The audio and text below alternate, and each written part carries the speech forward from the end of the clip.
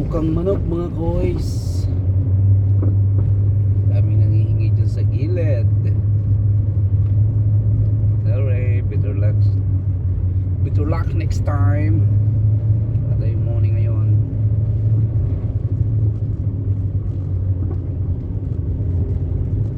This is tukang manok. Hello, Nay. Agad nyo naghanap buhay din eh. Quezon National Park, National Forest Park. Dito lang po yan matatagpuan sa Quezon.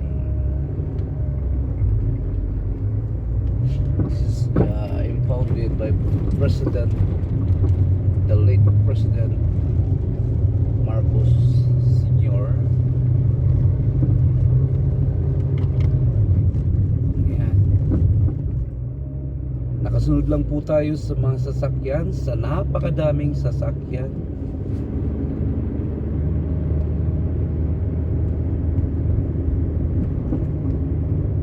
Yun. Ayun.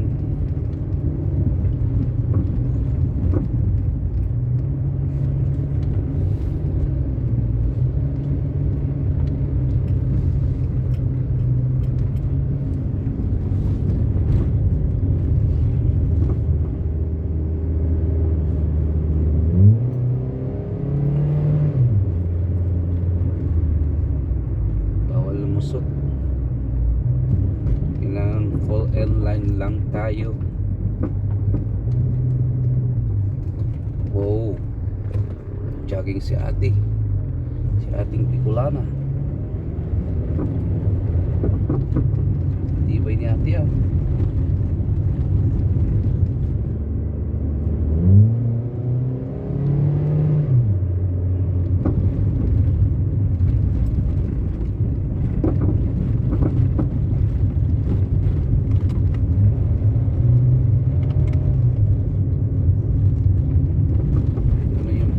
Party papunta na ng parties ng Quezon, which is mga itong sa baba dito. Dito po yung may nangyaring ambush yun, si Atimuran, Quezon. Dito po yun sa parting baba po nangyari yung pananambang. Well anyway, hindi na natin under ano na yan, under investigation na yan. I'm sure na-solve naman na siguro.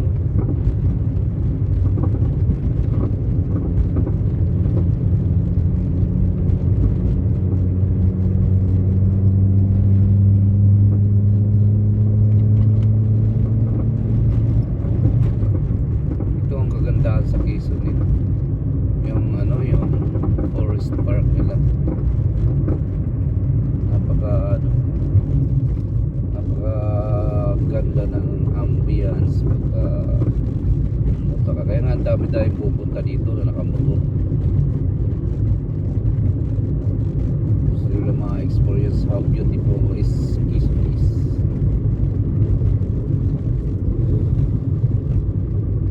Yung parting to, ang nakakadaan lang pala dito motor at mga class 1 vehicle. Bawal po dito yung mga truck.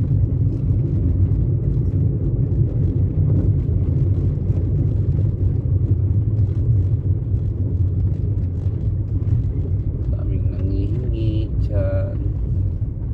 Well, hindi naman sa pilitan niya, no? Kung may pira kayo, pwede kayo magbigay. Total for example ngayon, palapit ng Pasko, lang voluntarily, kung gusto nyo magbigay pwede kayo magbigay. Ngayon kung gusto nyo wala kayo maibigay, di pwede naman diretso lang. I'm sure kaya dumadami sila dahil maraming nagbibigay, so naging part din sila ng pangkabuhayan.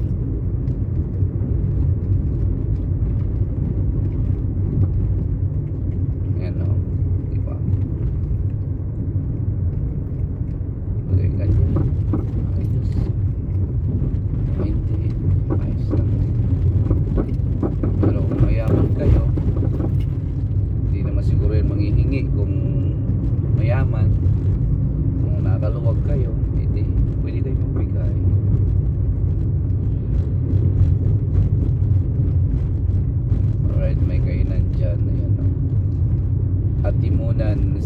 Sag Park. Kainan po yan dito sa baba. Ayan ang motor oil X-Max. Napadaan dito. Pag araw ng Saturday and Sunday, guys, napakadaming ano dito. Napakadaming nag-rides.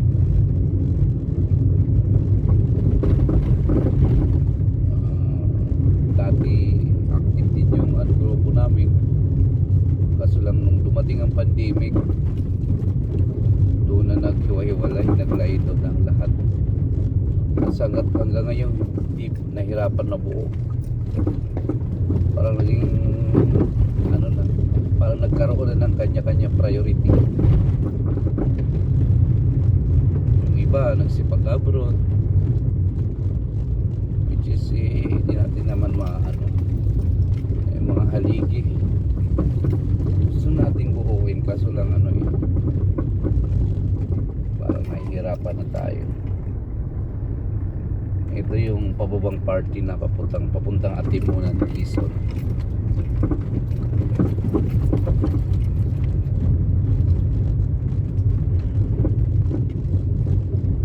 Pinaka-entrance doon yung ano, may nakalagay na Rainforest.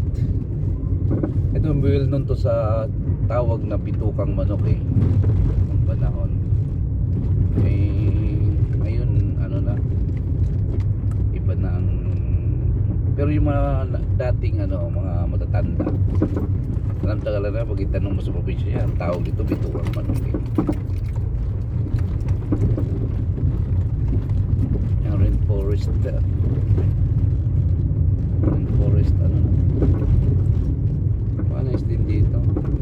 Tama lang din naman, may daan naman sa baba na para sa malaking truck na sa bumabas buses dito, mga class 1 mga motor ano, para siguro mas ma-preserve, maalagaan nila yung ano nito, Rainforest.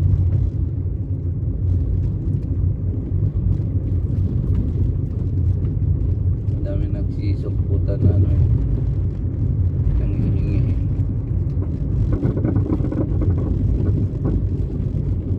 May mga part nga lang dito na ano, may mga uka doon part sa taas dahil sa ano, sa laging pagbulan. Alam naman natin yung espalto, ang kalaban yan ulan.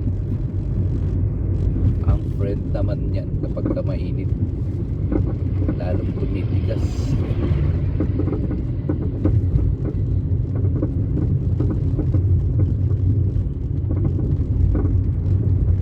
Parang simento lang, yung simento ang kalaban, init naman. Baliktad silang dalawa. Kasi pag mainit, napupudpud siya para siya naipulpus, naluluto. Pero pag maulan naman, nakaw, lalong tumitigas. Yun ang ano ng simento. Pero may mga panlaban naman dyan, may hinahalo dyan para maging rain or shine ng panlaban. Yun na, I think yun ang ano, haba ng ano na Atimunan ng Rainforest, aka ano, Zigzag Road or Bitukang Manok. Tagal na pala itong itinayo, sa panahon pa ni Ferdinand Marcos Sr.